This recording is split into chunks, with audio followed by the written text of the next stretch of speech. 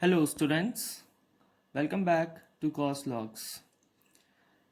सो हमने एक series start करी है ऑर्गेनिक केमिस्ट्री की। हमने एकदम फाउंडेशन टॉपिक से स्टार्ट किया है, कार्बन्स से। आज हम इसी सीरीज़ में आगे बढ़ते हैं। आज का हमारा टॉपिक है हाइड्रोकार्बन्स का क्लासिफिकेशन है, ये saturated and unsaturated hydrocarbons. Now सबसे पहला तो क्वेश्चन ये आता है कि सैचुरेटेड वर्ड की मीनिंग क्या है, एंड अनदर थिंग इज कि हमने इसको किस बेसिस पे क्लासिफाई किया है। तो सबसे पहले इन दोनों क्वेश्चंस के आंसर ले लेते हैं। First of all, meaning of saturated, एक ये क्वेश्चन है हमारा। And second is mode of classification और basis you can say. So saturated word का मतलब होता है, अगर हम एक सिंपल लैंग्वेज में समझें, तो हमारा एंड ऑफ होल्डिंग कैपेसिटी।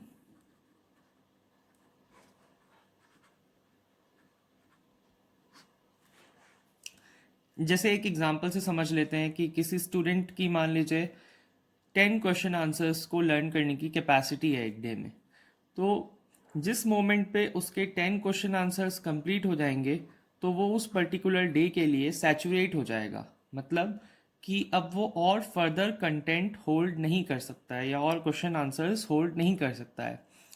मान लीजिए कि उसने डे कंप्लीट होने वाला है और अभी तक 7 या 8 ही क्वेश्चन आंसर्स लर्न किए हैं, तो हम ये कह सकते हैं कि वो अभी अनसैचुरेटेड स्टेट में है, क्योंकि वो student can still learn 2 more question answers.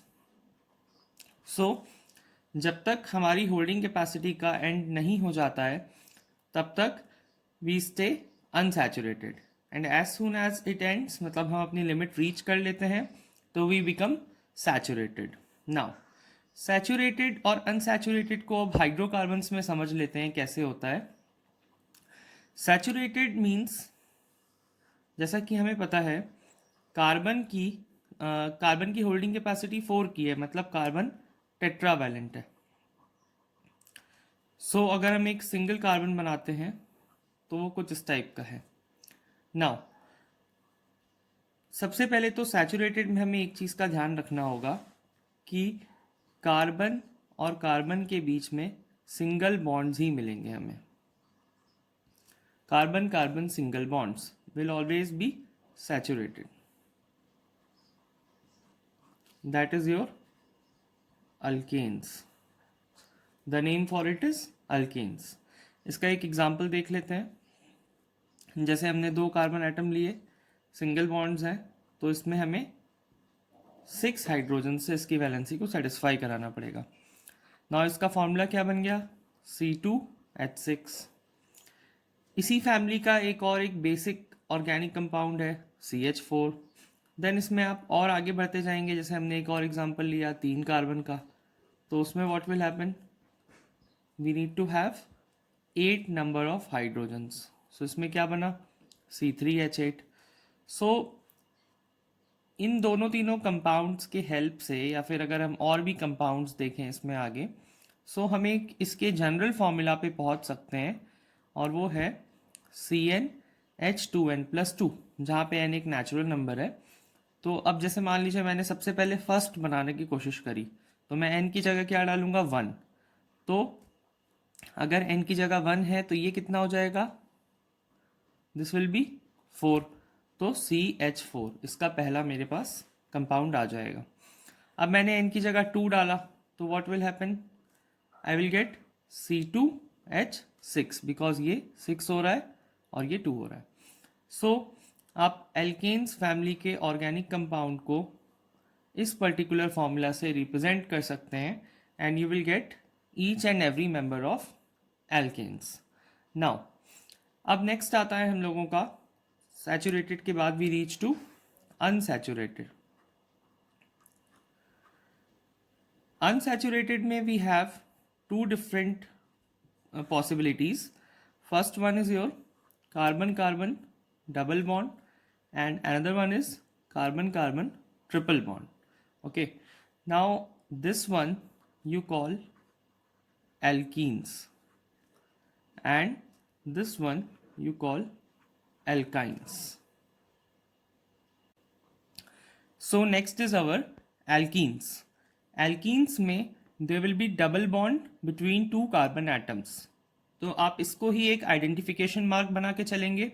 जिस भी ऑर्गेनिक कंपाउंड में हमें सी डबल बॉन्ड सी दिखा मतलब वो एल्कीन कैटेगरी का है.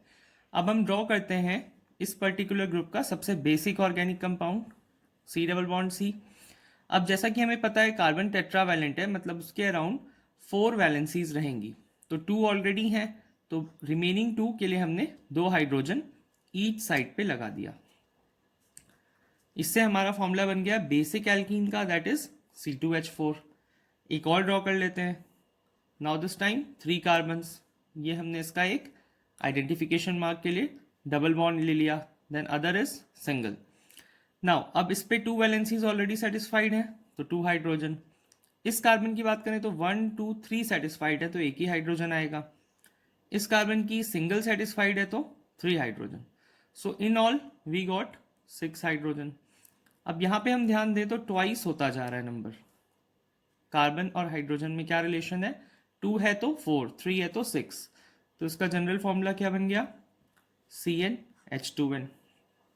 Now next one alkynes. Alkynes में what happens? We have triple bond between 2 carbon atoms. This is the identification mark. Now, what we'll do? We draw basic alkyne. यहाँ पे हमारे पास 3 bond हो गए कार्बन कार्बन के बीच में. अब सिर्फ एक एक ही कैपेसिटी बची है तो ये हो गए 2 हाइड्रोजन. तो इसका फॉर्मूला हमें क्या मिला? C2H2. इसमें आप ऐसे ही फर्दर और भी बना सकते हैं. तो उससे ये फिगर आउट कि जो इसका जनरल फॉर्मूला आएगा वो CnH2n-2 आएगा. So after putting the values of n आपको अलग अलग मेंबर्स मिलते जाएंगे. जैसे कि हमने यहाँ पे अगर n में 3 डाला तो व्हाट विल गेट? C3H4. मतलब अगर 3 कार्बन रहेंगे तो what will happen? Will get C3H4. So these all members are your alkynes. Now इसमें और एक बहुत क्रूशियल चीज़ है कि आप अनसैचुरेटेड वाले हाइड्रोकार्बन्स को कन्वर्ट कर सकते हो किसमें? सैचुरेटेड में. अनसैचुरेटेड को you can convert to saturated by giving it more hydrogen atoms. जैसे जैसे इसमें मैं और हाइड्रोजन एटम्स ऐड करता जाऊंगा तो व्हाट विल हैपन? ये डबल बॉन्ड ब्रेक हो जाएगा और यहाँ पे साइट्स क्रिएट हो जाएंगी हाइड्रोजन के ऐड होने की. तो this will get convert to alkenes. So I hope this topic is clear to you. Alkenes and the other two, that is your unsaturated. So if you have any doubts in this particular topic, you can comment below, and if you like the video then share it also.